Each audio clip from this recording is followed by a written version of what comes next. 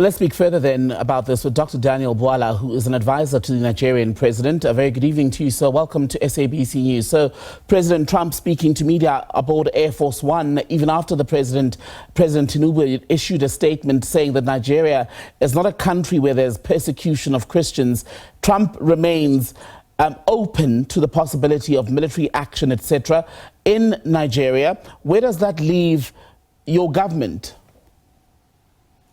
Well, thank you for having me. We recognize the passion and the zeal that President Donald Trump has demonstrated wanting to help Nigeria. And we welcome that as long as that respects our territorial integrity. And what we welcome in this collaboration is they know, Americans know that we need high-tech fighter jets, we need high-tech equipment, we need high-tech machinery for the purposes of curtailing and destroying this Boko Haram. But the idea of coming militarily into our soil would violate international order, would violate international convention, and it would not be good because Nigeria is not a hostile country. Nigeria is a partner with the American government in many respects. We have shared destiny, we have shared interests in democracy, promoting the rule of law, we have exchange program, we share intelligence. So Nigeria is not a hostile country that America will have to come militarily to intervene in our internal affairs. However, we acknowledge, just like the Donald Trump, that there is a case of killing in Nigeria and is concerning. Our differences is that we object to the notion that the killing is targeted at a religion, because the whole idea of a Christian genocide is a hoax that was commenced by a separatist group in Nigeria. And their intention is so that intervention from foreign government will create a discord in Nigeria, probably put Nigeria into a problem. And that's why we said we reject that, but we welcome support as long as it helps in advancing what we're doing. You say there's no Christian genocide in your country. The South African government, even at the White House, told Donald Trump, the US president, that there's no Afrikaner genocide in this country, yet the doors under a refugee resettlement program in the US on the false basis remain open to white Afrikaner South Africans. So basically, the government of this country has not been able to convince him to change his mind on following those false reports.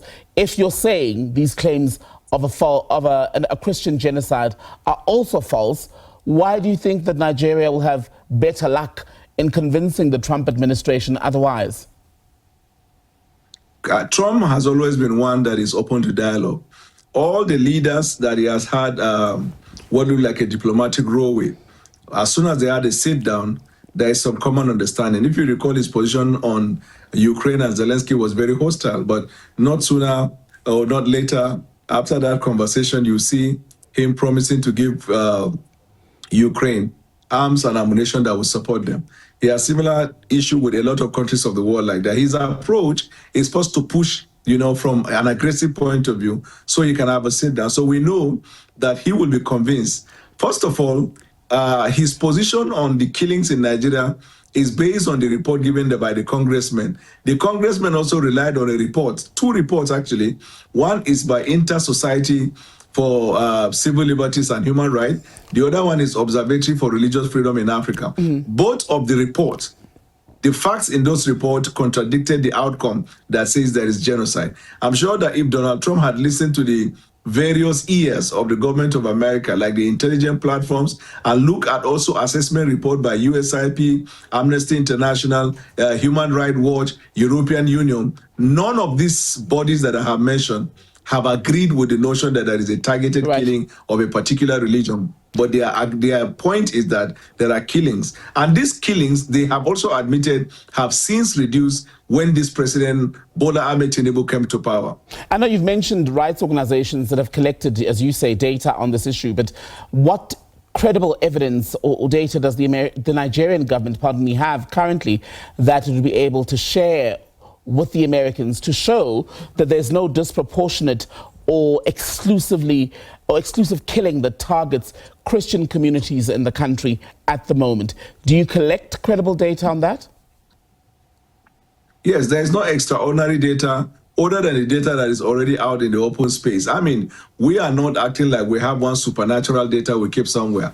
Even the data that is bandied and brandished in the public sphere, all we need is just to point to to the data and the point in which, for example, if you look at the report by Observatory for Religious Freedom in Africa, they admitted in that report that there is a killing, and killing is perpetuated by Islamic militia, and that these same people kill Christians, they kill Muslims, they kill non-religious persons. That same report suggested that there are more people have died who have not identified as Christians or Muslim. That same report also stated that the killings of Muslim is higher in proportion than the Christian, but that there is killing across board. How can you write a report like that and then conclude that there is genocide? Genocide does not have this type of reflective data. Genocide is a calculated elimination of a group because of their identity, and in most cases with the element of the state. That doesn't qualify. Then if you talk of the persecution, the same. It doesn't qualify into that. When you say Christians are persecuted in Nigeria, the evidence of that persecution should be reflected in every part of Nigeria. But if you are profiling crisis in a particular place to make a conclusion, do we also suggest that the killings that is done on Muslims in the northwestern Nigeria and northeast is also a genocide against the Muslims?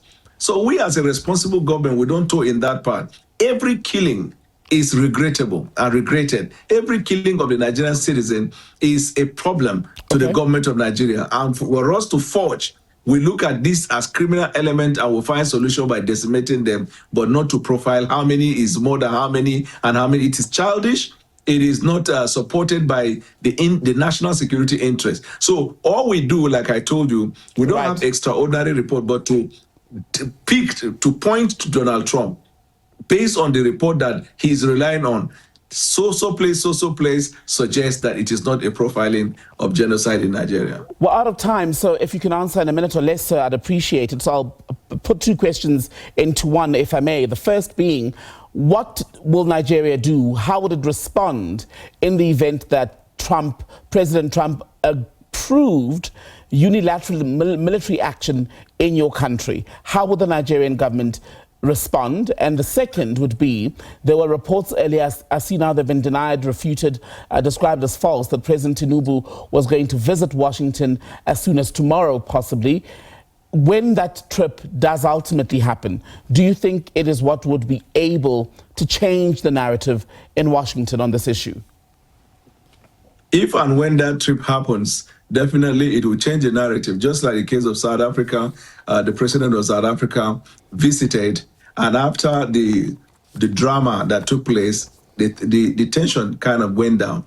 So we believe that. And then secondly, there is never going to be a case of military intervention in Nigeria. So there is no need to start thinking about if, because we know the tactics, the body language of President Trump. He will push a word that is forceful, but once he forces a sit down, and that will be the end of it. And we have replete of cases with countries of the world. And to confirm, there is no official visit by President Tinubu or anyone else to Washington in the coming hours? We reserve our comment as to if, when, and how. Diplomacy requires protocol, and we have to respect the protocol. So nothing for tomorrow? Diplomacy requires protocols, and we respect the protocol. Daniel Bwala, good to speak to you, advisor to the Nigerian president, speaking to us about those threats by President Trump to attack the country, possibly based on claims the government says are false, of a Christian genocide.